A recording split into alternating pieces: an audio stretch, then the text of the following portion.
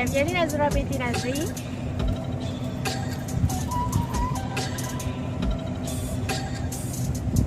Hi, my name is Naqiah Hisham.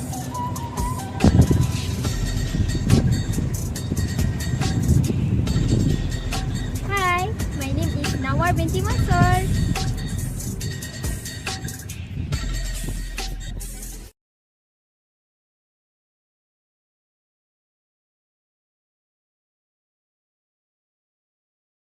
The answer for question 1A, appropriate accounting method for Mercury Berhad to record the investment in Venus and Mars is consolidation method. In consolidation method, there is only one method of consolidation, that is acquisition method. The acquisition method involves 4 steps. Firstly, identifying the acquirer. Secondly, determining the acquisition date.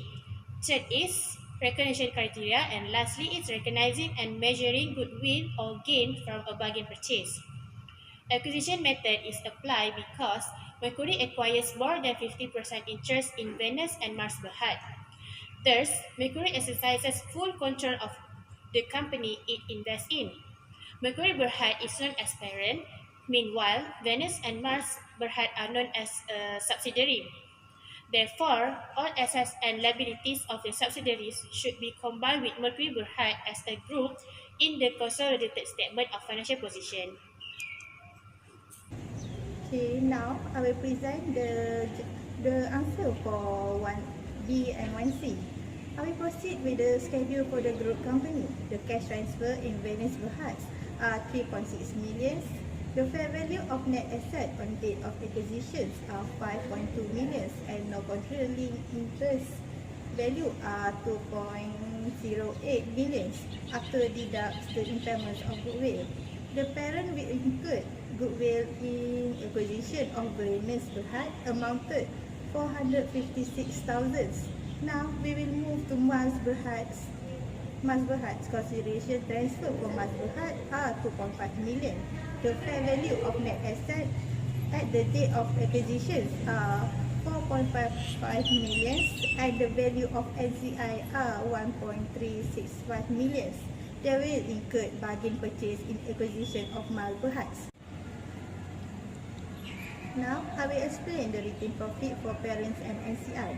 The adjusted for retained profit for Mercury Berhad are balance brought down of Mercury are 10 million and 50,000 will be adjusted with profit of the year, over depreciation of equipment, include ordinary share dividend income from Venus Berhad, final ordinary share dividend income from Mars, bargain purchase, unrealized profit in selling of equipment, final ordinary share dividend payable, and also minus with the impairment on goodwill.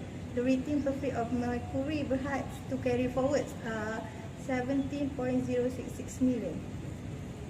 Okay, the balance retained profit of Venus Berhad are 6 million. Then the adjusted need to be done pre-acquisition of retained profit amount.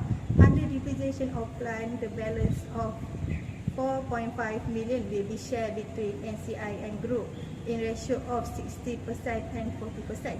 The group retained profit are 2.7 million while NCI value are 1.8 million. Okay, now we will proceed with the retained profit of Venus Berhad. The post brought down amount are 1 million. The adjusted need to be done pre-retained profit under amortization, impairment losses, unrealized profit of inventory, and final ordinary share dividend payable of 150,000. The retained loss that will be carried forward are balance of 150,000. The loss will bear with both parents and NCI with ratio of 70 and 30%. The amount for parents are 105,000 while NCI are 45,000. Okay, for general reserve, Mercury, we will take the solid amount of 4 million. 4 millions of Mercury will be recorded under group general reserve without any adjustment. And then we move to general reserve for Venus Berhad. Balance general reserve of the company are 50,000, 500,000. The amount will be minus with pre-general reserve and also furnace issue. The balance of general reserve for Venus Berhad will be 0.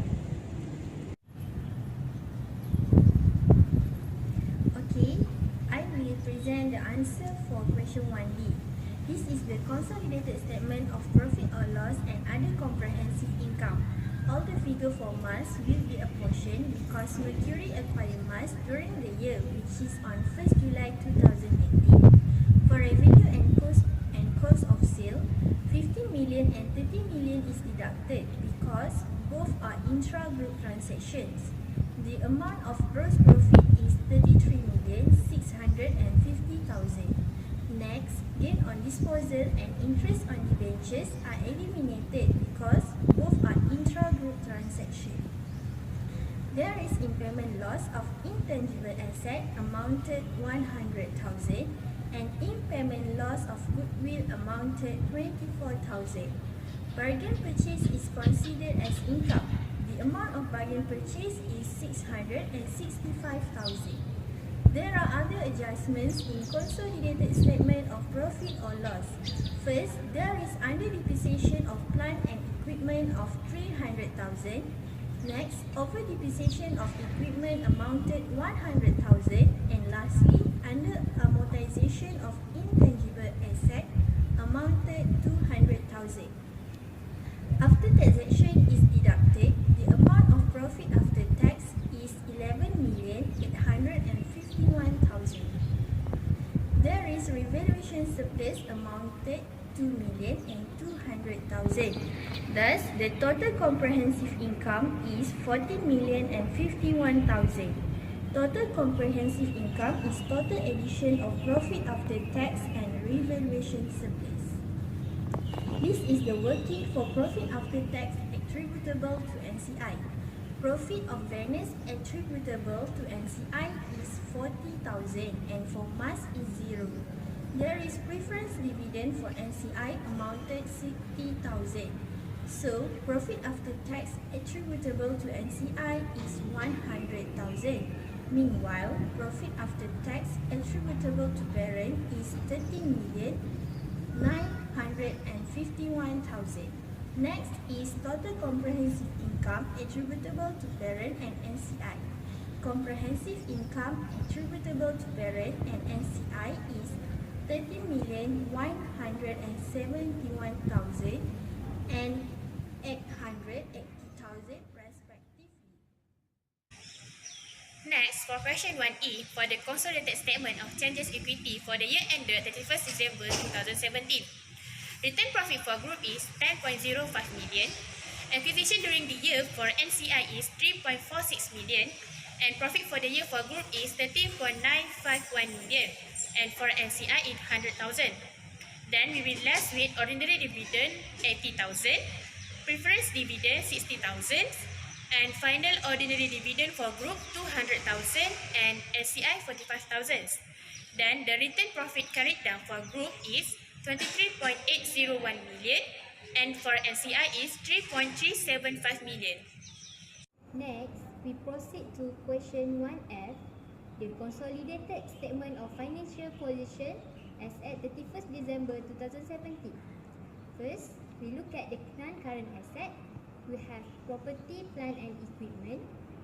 We total up the balance, all the group balance, and there are adjustment 1.2 million excess on fair value of plant and equipment on the date of acquisition, and we deduct 300,000 under depreciation of the plant and equipment, where we get from 1.2 million divided by 4 years, and we deduct 100,000 impairment loss of trademark, where the carrying amount excess the recoverable amount, and then we add 100,000 over depreciation of equipment. We get from 500,000 divided by 5 years. And then we have intangible asset. The intangible asset is derived from the date of acquisition and less 0.2 million amortization. And then we have goodwill. We get from the goodwill calculation. The second item is current asset. We have loan to Mars, and we have to deduct all the loan since it is the intercompany transaction. And then we have inventory. We total up the balance of the group, and then we minus with 0.2 million unrealized profit on intercompany sales of remaining unsold inventory where Mars sold good to Mercury. And then bill receivable 0.025 million deduct with 15,000 because Mercury discounted 10,000 from 25,000 bill receivable due from Venus. The value of 15,000 will be the intercompany transaction. And then we have preference dividend receivable. We also have to deduct all the 40,000 since it is intercompany transaction where Mercury received dividend from Mars. And then we have account receivable. We total up all the balance of the group and we made an adjustment. Deduct with 1 million intercompany transaction between Mars to Mercury. And then we have bank. We total up everything. Cash in transit where cash remitted by Mars to Mercury 200,000. And then we proceed with equity. We have ordinary shares 10 million plus 2.1 million where Mercury issue shares to acquire Mars through share exchange. And then we have 2% preference share. We have to deduct all the we don't have to include the preference share since Mercury do not have preference share. And then we have group general reserve, group return profit that we get from the schedule, and we have group share premium where the share premium is derived from the acquisition of the share when Mercury acquire Mars. And then we have non-controlling interest, also we get from the schedule. And now we move on to the non-current liability. We have 7% bank loan, 10% debenture, and loan from Mercury 0.8 million minus with 0.8 million also because it is intercompany loan. And then we have 3% redeemable preference shares. And the next is current liability. We have bill payables 0.025 million, deduct with 15 million, the remaining of the discounted bill. And then we have ordinary share dividend payable where 0.2 million, we deduct with 120,000 dividend provided to Mercury where we get from 60% times with 200,000, and then we plus with 200,000 final dividend declared by Mercury, and then we plus with 45,000 final ordinary declared by Mars, 150,000, but we only record the dividend to outside of the company, which is 30% times with 150,000. And then preference dividend payable 0.1 million, we deduct with 0.04, which is the intercompany dividend due to Mercury. And then we have account payable. We total up the account payable and we deduct 1 million, which is payable between Mars and Mercury. And then we total up we total up the asset and the balance of the non-current asset, of the non-current liability, equity, and current liability.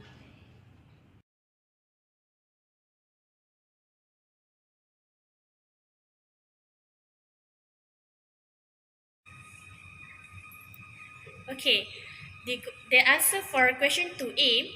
First, activity, duration, and reporting obligations of joint arrangement. Second, appointment of board directors or equivalent governing body and voting rights of venture. And third, decision-making process, matters requiring decision by the parties, and the required level of support for those matters. Next, the answer for question 2B. Joint control exists where the parties contractually agree to share control and decisions about relevant activities of joint arrangement have the unanimous consent of all parties sharing control. The parties have to assess the extent to which the parties should act together to direct activities that significantly affect the returns of the arrangement. For example, X, Y, and Z are parties to an arrangement where X has 40% voting power, with Y and Z each 30% voting power. The contractual agreement between the three is that at least 80% of voting rights are required to make decisions about the relevant activities of the arrangement. In this case, all three have joint control as all three have to agree on all decisions.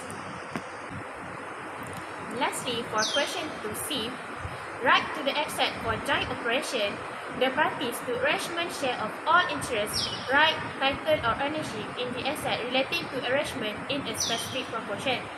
For joint venture, the asset brought into the arrangement or subsequently acquired by the joint arrangement are arrangement assets. The parties have no interest. For obligation of the liability for joint operation, the parties to the arrangement share all liabilities, obligations, costs and expenses in a specified proportion. The parties to the arrangement are liable for claims raised by third parties. For joint venture, the joint arrangement is liable for the debts and obligations of the arrangement. The parties are liable to the arrangement to the extent of their respective investment or their obligation to contribute any unpaid or additional capital or goods. Creditors of the arrangement do not have rights of resources against any party for debts or obligation of the arrangement.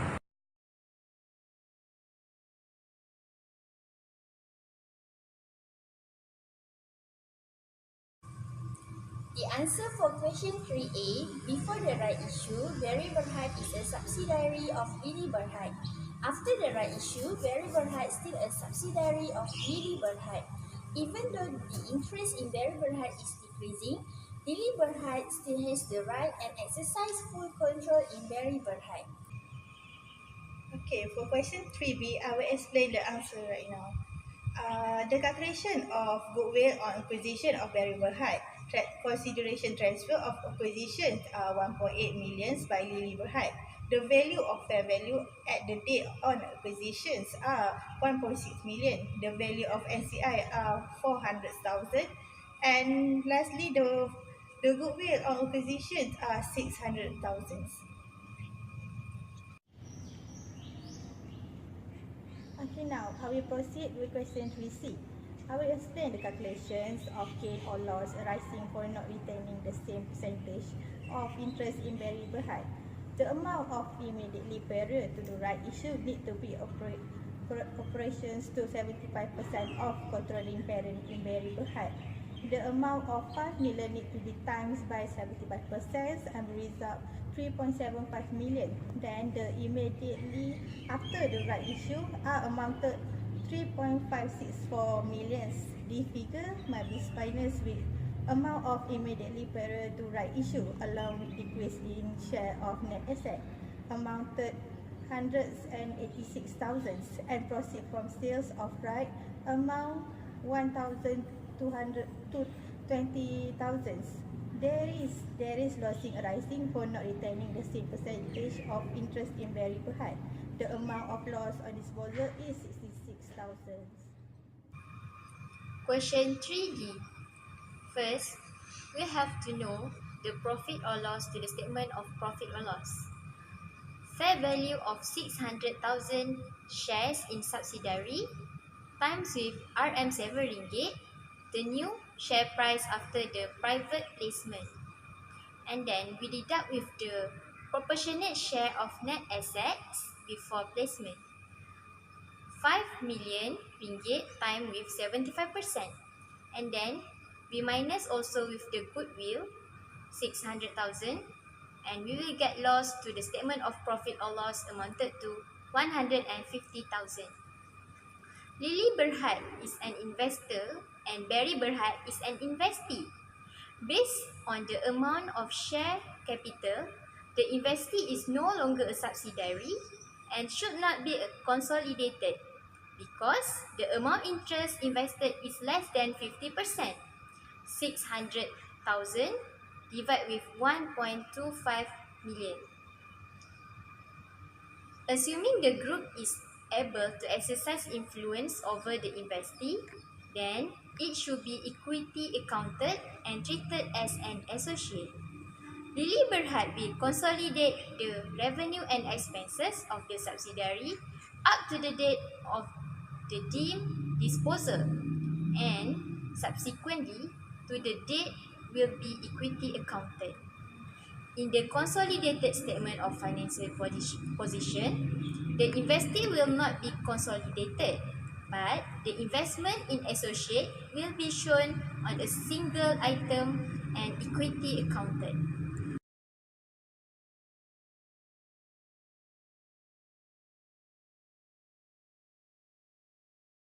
The answer for question 4. According to MFRS 128, an associate is an entity over which the investor has significant influence. The relationship between Aisyah Berhad and Adam Berhad is Aisyah Berhad is liable to exercise significant influence over Adam Berhad. Adam Berhad becomes an associate of Aisyah Berhad. Adam Berhad becomes associate because Aisyah Berhad, who is investor, acquired 40% of Adam's Berhad ordinary shares that carry voting rights at a general meeting of shareholders of investor. According to MFRS 10, in this case, even though Aisyah Berhad acquired 50% of Adam's Berhad convertible debentures, Aisyah Berhad does not have power over Adam Berhad because none of the debentures have been converted into ordinary shares by 31st December 2017. If the debentures were converted, Aisyah Berhad would benefit from converting the debentures as it may reap benefits of synergies. When debentures were converted, Aisyah Berhad will has power over Adam Berhad by virtue of the shares it holds and the potential voting rights which are substantive. So, it can be concluded that Adam Berhad will become an associate of Aisyah Berhad and not a subsidiary.